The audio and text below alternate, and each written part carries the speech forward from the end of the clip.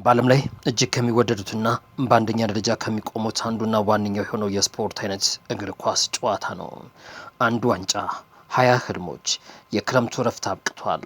የስቴዲየሞች ጸጥታ የሚሰበርበት፣ በደጋፊዎች ህብር ዝማሬ የሚሞቅበት፣ ተጫዋቾች ለክለቦቻቸውና ለደጋፊዎቻቸው ለለበሷቸው ማሊያዎች ከ380 ጨዋታዎችን የሚዋደቁበት መድረክ ከፊታችን ቆሟል።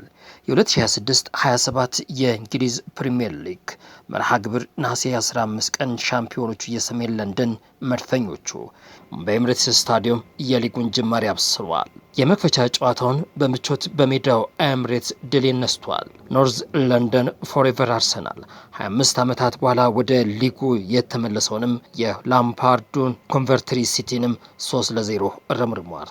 የአርሰናል ተልዕኮ ግልጽ ነው። ያለፈውን ድልም ዘንድሮም ማስቀጠል።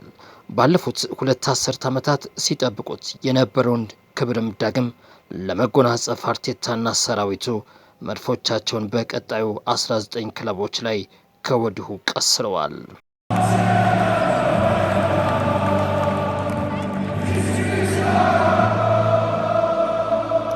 ከእንግሊዙ መናገሻ ወደ ዮርክሻየሩም ስናቀና ለ10 ዓመታት ቆይታ በኋላ ከፕሪሚየር ሊጉ ጋር ጋብቻውን በድጋሚ የፈጸመው ሃል ሲቲ ከአሌክስ ስንበት በኋላ ሕይወት ቅዠት የሆነባቸውን ቀይ ሰይጣኖቹን በኤምኬም ስቴዲየም ይፋጠጣሉ። ለ5 ጊዜ የሊጉን ብርሃን በተጫዋችነት ያሳካው ማይክል ካሪክ የአሰልጣኝነት መንበሩን በቋሚነት በሚጀምርበት ይህ የውድድር ዓመትም ለ13 ዓመታት በከባድ እንቅልፍ ውስጥም ያለውን የዩናይትድን ቀድሞ ከክብሩ ለመመለስ የመጀመሪያውን ፈተና ይጠብቀዋል። በስፔናዊ የእግር ኳስ ፈላስፋ ላለፉት ዓመታት የሊጉን ክለቦች ሲያሸብሩ የቆዩት ውሃ ሰማያዎቹ በኤንዞ ማሬስካ የሊጉን ጅማሬ ያደርጋሉ። የጋርዲዮላ መንበራቸውን መነሳት ለክለቡ ኑሮን እንደሚያከብድበት ከወዲሁ በኤፍኤ የኮሚኒቲ ሺልድ የፍጻሜ ጨዋታም ለማየት ተችሏል። ጣሊያናዊው አሰልጣኝ ማሬስካ የፔፕን ክብርም በሲቲዝኖቹ ውስጥ ዳግም ያስቀጥሉ ይሆን የሚለው ጥያቄን ጭሯል። በባስኮ ተወላጅ አዶኒ ኢራኦላ ፊት አውራሪነት የሚመሩት የመርሲሳይዱ ክለብ ሊቨርፑል ያለ መሐመድ ሳላህ አዲስ ምዕራፉን በሴንት ጄምስ ፓርክም ይጀምራል። ወደ እንግሊዝ መናገሻ ዳግም ስንመለስ የምዕራብ ለንደኑ ተቀናቃኝ ቼልሲ ፉልሃምን በዕለተ ሰኞ በምሽት 4 ሰዓት ጨዋታዎቻቸውን የሚያከናውን ይሆናል። በዣቪ አሎንሶ የሚመሩት ሰማያዎቹ አዲሱን የውድድር ዘመን በድል ለመጀመር ዝግጅቶቻቸውንም አጠናቀዋል። እነሆ ተወዳጁና ተናፋቂው ፕሪምየር ሊግ ተጀምሯል። ማን የድሉ ባለቤት ይሆናል? መድፈኞቹ ወይስ ቀይ ሰይጣኖቹ? ሲቲዝኖቹ የመርሲሳይድ ኩራቶች? መልሱን በጊዜ ሂደት አብረን የምናየው ይሆናል። የቢቢሲ ሲነር ጋዜጠኛ የሆነው ማኩኑሊቲ የእንግሊዝን ፕሪምየር ሊግም የ2026-27 ቡድኖች ያገኛሉ ያላቸውንም ደረጃ ከ1 እስከ 20 ደረጃ ድረስ አስቀምጧቸዋል።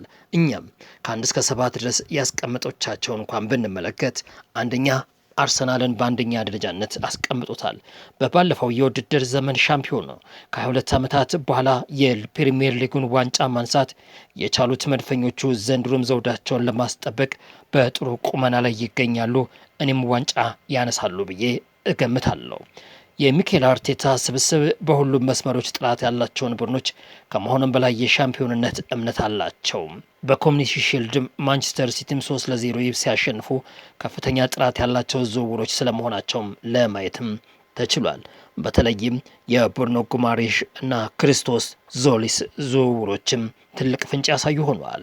ከሁሉ በላይ ግልጽ እና ቀላል ግምቶች ደግሞ የሆነው ሁለተኛ ማንቸስተር ሲቲ ነው።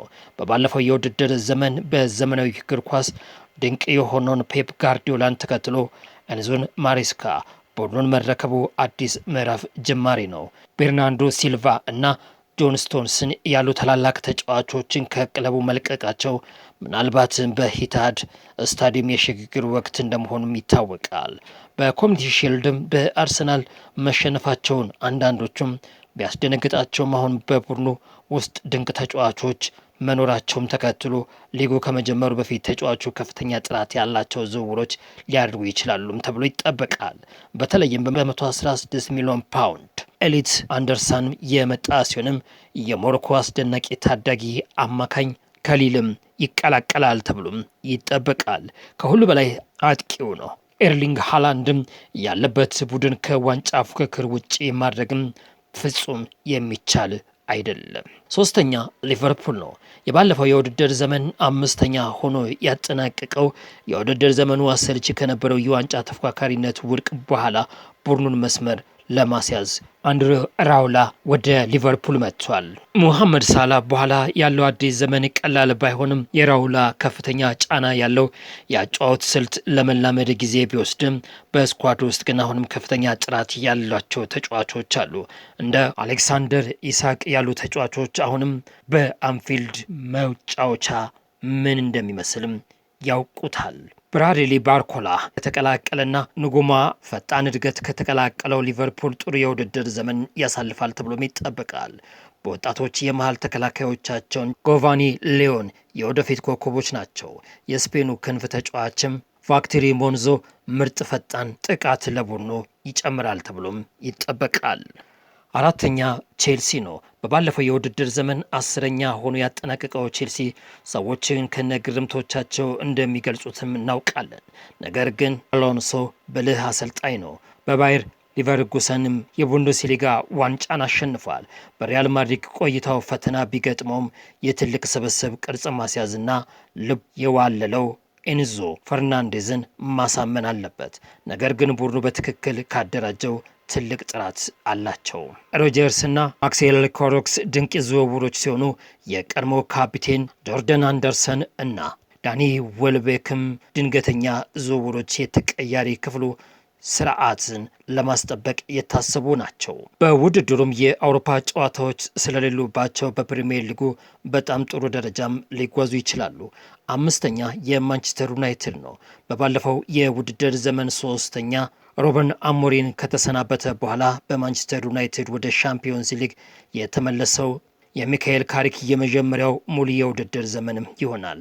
የሻምፒዮንስ ሊግ ቦታ ማግኘትና ዋንጫ ማንሳት የዚህ የውድድር ዘመን ዋና ዓላማ መሆንም አለበት። ዩናይትድ ይህንን ፈተና ሙሉ በሙሉ ይወጣው ይሆን የሚለውን አብረን የምናየው ይሆናል። ዮሪ ቴሌማንስ ከአስቶን ቪላ መምጣቱ ብልህ ዝውውር ሲሆንም አንድሪያ ሴንቱን ስም ደግሞ ከቼልሲ የመጣ ተስፋ ያለው ተጫዋች ነው።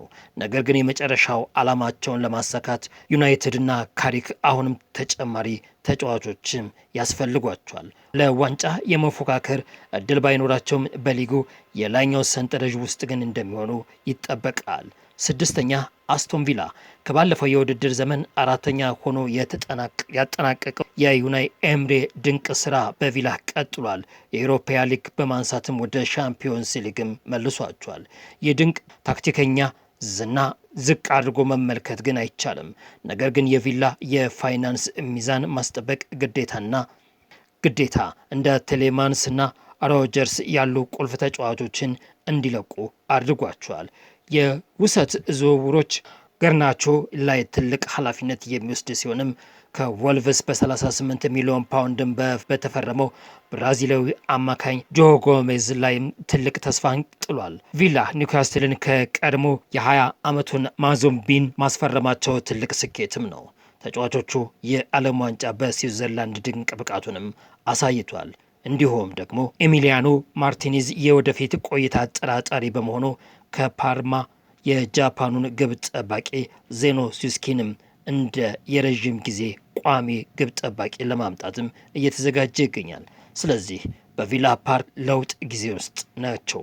ኤምሬ ለተጨማሪ ታምር አይሰራም ብሎ ለማመን ግን ምንም ምክንያት የለም። ታዳጊውን አጥቂ ማዲጎ አዲስ ኮከብም ሆኖ ሊወጣም ይችላል። ሰባተኛው ቶትንሃም ሆትስፐርስ በባለፈው የውድድር ዘመን 17ኛ ሆኖ አዲስ አሰልጣኝ አዲስ ምኞት ስፐርስም ካዝናዎቻቸውን ስለከፈቱ ምናልባትም የባለፈውን የውድድር ዘመን በሶስተኛ አሰልጣኝ በመጨረሻው ቀን ሊጉ ለመቅረትም ውጥረት ውስጥ የገቡበት ሁኔታ ለመድገም ምንም ምክንያትም የላቸውም። ዲዜርቢ ከፍተኛ ምኞት በትልቅ በጀት ተደግፏል። በመሆኑም ተስፋው ከፍተኛ ነው። አንድሮ ሮበርትሰን በሜዳ ላይ ብልህ ዝውውር ሲሆንም ትልቁ ገንዘብ የወጣው በመሃል ሜዳ ሲሆንም ሳንድሮ ቶናሊ ከኒውካስትል በ100 ሚሊዮን ፓውንድ እና ፈርናንዶስ ከዌስትሃም በ85 ሚሊዮን ፓውንድም ገብቷል። ቫን ሄክም ደግሞ ካፒቴን ክርስቲያን ሮሜሮ በመሃል ተከላካይነት መልቀቁን ለማካካስ 52 ሚሊዮን ፓውንድም ወጥቶበታል። በአሁኑ ወቅትም እነዚህ የቢቢሲ ጋዜጠኛ ሀሳብ ጋር እናንተስ እንዴት ታዩታላችሁ? ሀሳቦቻችሁን በኮመንት ሴክሽን ላይ አስቀምጡልን።